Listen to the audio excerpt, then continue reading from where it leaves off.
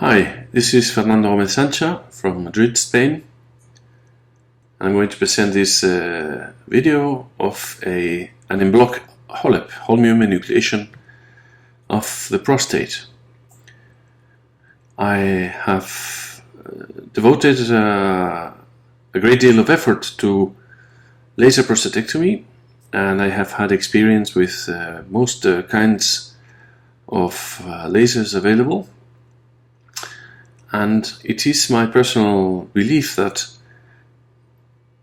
enucleation is a superior form of treatment for BPH, and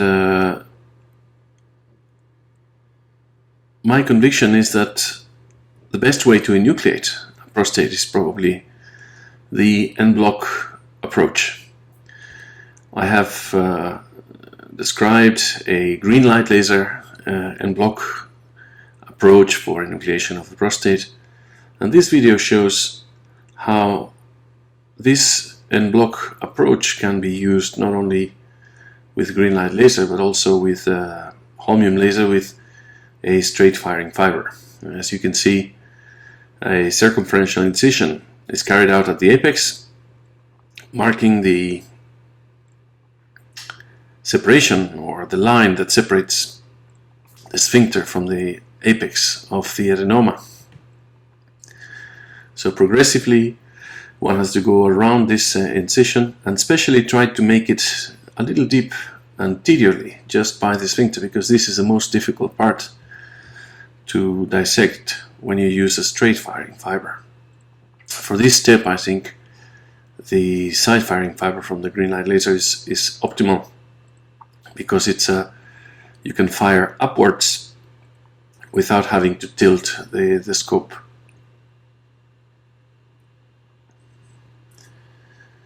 I also like very much to use a special instrument with a blunt tip that allows me to do some mechanical enucleation. You can see that I'm not using the laser now, I'm just using the tip of the scope to push a little bit, and you can see how this push defines very beautifully the plane, the exact plane of enucleation.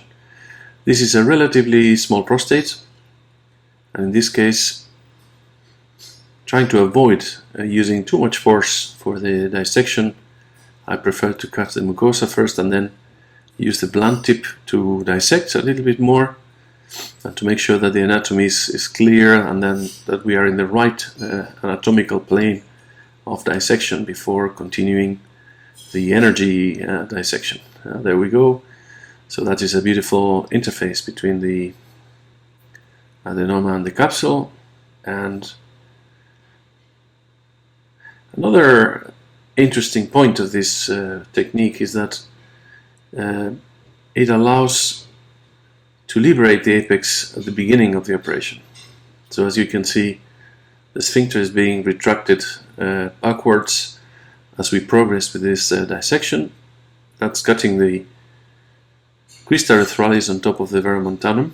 This is also a very fibrous structure, so cutting with energy is the right way to do it, I think, in my opinion. And now the plane will be connected in the midline at 6 o'clock. There you go. So what I was saying is that the liberation of the apex from the sphincter, and there you saw another mechanical push, but what I was saying is that the liberation of the apex from the sphincter, I think, protects the sphincter when you are putting the scope inside, let's say above the adenoma or lateral to it. As long as there is any fixation of the sphincter to the tip of the adenoma, you're going to stretch the sphincter. And that is, in my opinion, the mechanism by which some patients can develop postoperative temporary stress incontinence, because the sphincter was anatomically respected, but it was badly stretched during the operation. So that's why I think liberating the sphincter as the first step of the procedure is a good idea, because once it's completely liberated from the apex And you'll see that we will achieve that in some minutes. Then the scope can move around the adenoma circumferentially without exerting any traction on the sphincter. Okay, so that's one side. You see, one comes up, trying to follow the anatomical plane for enucleation until 12 o'clock. And here there are some fibers that are difficult to cut with a straight firing fiber. That's the difficulty of using a straight firing fiber in this step. So that's why sometimes I think that we should be using maybe different fibers for different steps of the operation. It would be much more appropriate to use a side firing fiber for that part of the operation. Why not change the fiber for another one just to complete this brief step and then go back to the straight firing fiber for the rest of the procedure. We do that all the time with other operations where we use specific instruments for specific steps of the operation. And you see, one of the beautiful aspects of this technique, which has also been recognized by other surgeons. I think Kim was presenting a very nice En Bloc technique as well. He called it all-in-one with the thulium laser.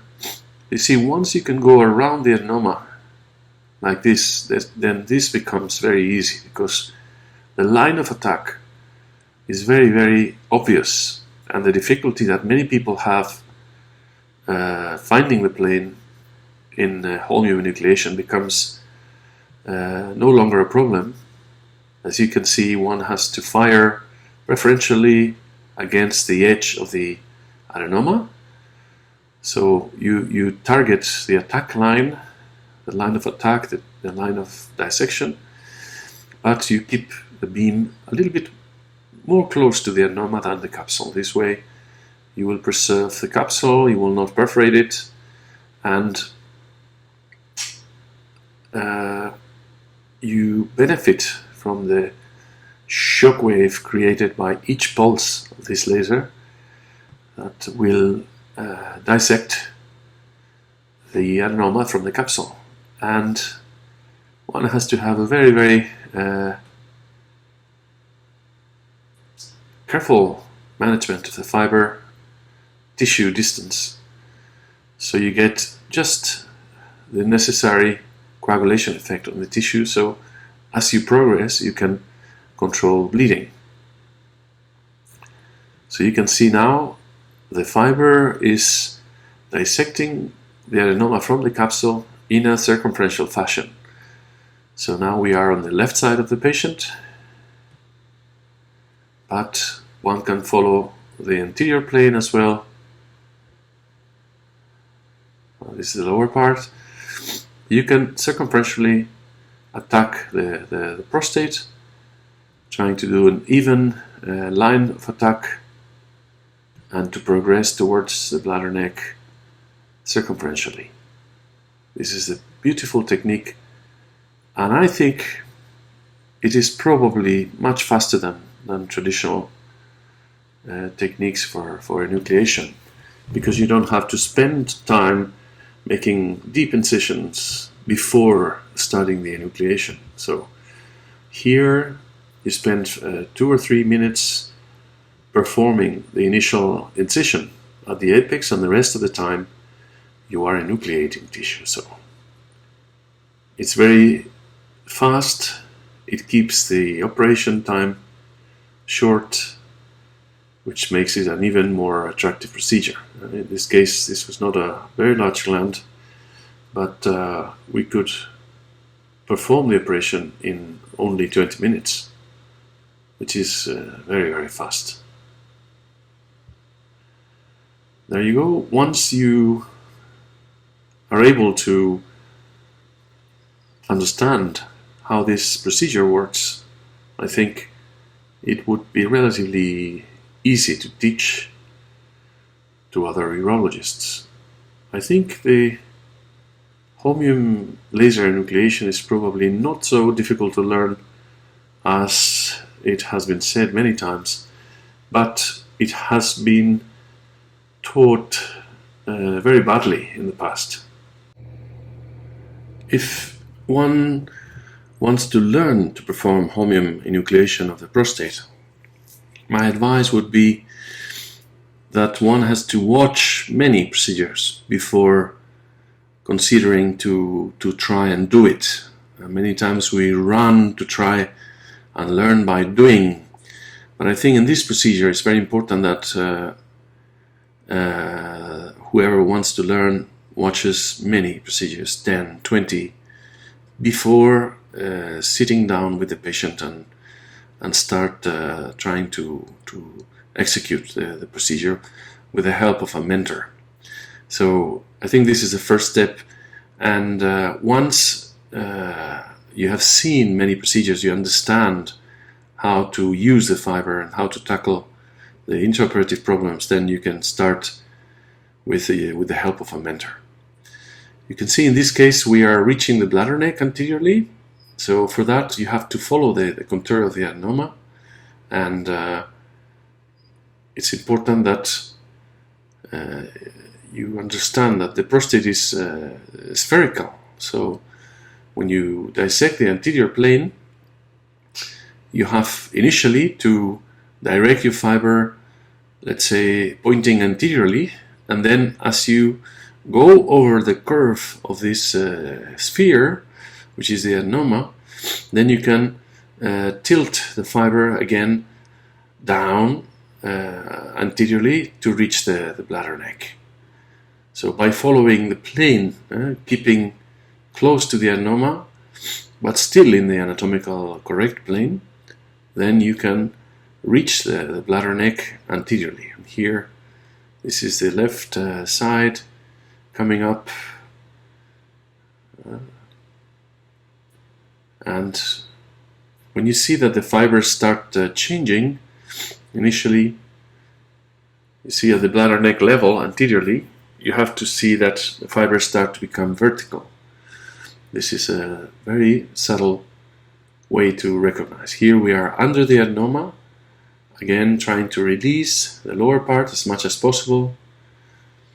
You see, this is what we have achieved up to now, which is 12.5 minutes of surgery. We are now starting to reach the bladder neck area. This lower dissection has to be very careful because there is a potential to undermine the bladder neck. So it's more than ever important to keep close to the bladder neck, so most of the energy goes to the adenoma rather than the capsule where you could easily perforate. If a perforation happens, well, you have to be vigilant, maybe lower the height of the irrigation fluids, keep palpating the abdomen to see if there's any extravasation. We like very much to use intraoperative ultrasound, to have a transrectal ultrasound in the operating room, so you can always stop the operation and do a transrectal ultrasound to evaluate if there's any significant extravasation. Most of the times these perforations are minor and they have no consequence. Here's where I'm telling you the fibers are changing, so this is an unequivocal sign that we are entering the bladder. You see, that's vertical fibers now, and there we go. Once the mucosa is cut, one can enter in the bladder, and there you go. The bladder neck is opened anteriorly. Now it is a matter of incising the bladder neck circumferentially. If the dissection has been carried out strategically, you see, trying to develop the lower part of the dissection quite aggressively before entering the bladder neck, then there remains very little tissue there, and one can cut the bladder neck. Here I'm checking for the urethral orifice, which is quite far away, and now you can see that the prostate is going to be released, the adenoma is going to be released into the bladder in one piece. So this is a variation of the traditional holmium laser enucleation technique that I think personally gives you the best, fastest way to remove the prostate. It is extremely comfortable. It's very difficult to get lost with the plane, and I think it will progressively become the favorite approach for the majority of expert surgeons in laser enucleation. I also believe it can be taught to new users, but maybe then it is very important that they understand the anatomy of the sphincter at the apex. Here is the final attachments at 6 o'clock in the bladder neck, and the bladder neck is being cut. You see that's the remainder of the bladder neck attachment at 6 o'clock, and the adenoma will be pushed into the bladder in one piece.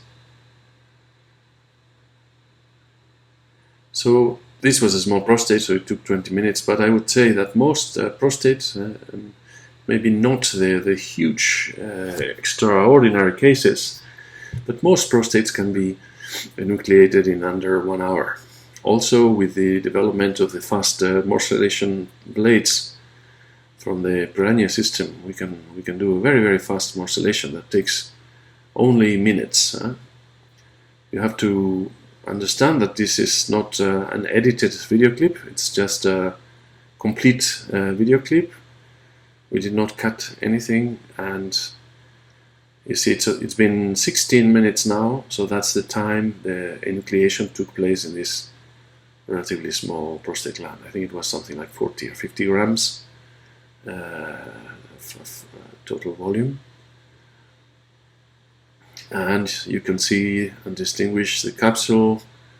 It's been an anatomical dissection following that plane, and after checking hemostasis we can proceed to change the instruments to start the morsellation of the tissue. There you go.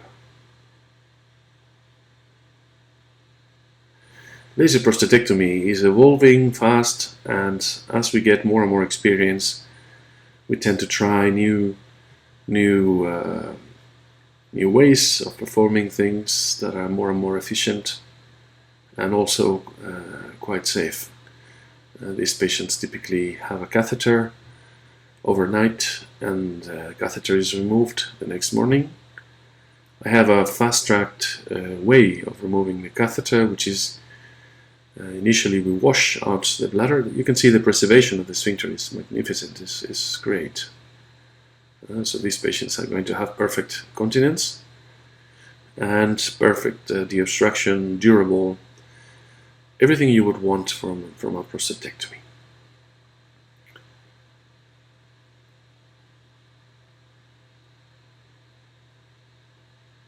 There we go. So now I'm going to change the instruments. Basically, we need to introduce a very thick Morsellation blade into the bladder, and that can go into the laser cystoscope. So we change the instrument for a specialized nephroscope, the Morsescope, that allows us to introduce these Morsellation blades.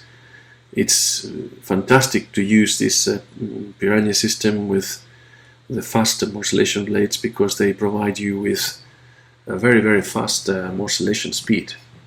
I believe that once you have good hemostasis, Morsellation needs a proper distension of the bladder, and then this prolonged distension is going to cause bleeding. So you have a window of opportunity of 15 or 20 minutes where Morsellation has to finish. So these fast blades allow you to remove even very large glands in a limited amount of time. These blades can go up to 20 grams per minute in the maximum efficiency. So the average in our experience is about 10 grams per minute. So that means you can remove 100 grams in 10 minutes. So this is a game changer, I think. Morsellation is becoming better, safer, and that's why everybody should embrace laser prostatectomy and start getting rid of the old-fashioned TURP, which can induce severe bleeding and complications that are avoided with these modern techniques. So I hope you enjoyed the video, and don't hesitate to contact me if you want to come and visit sometime.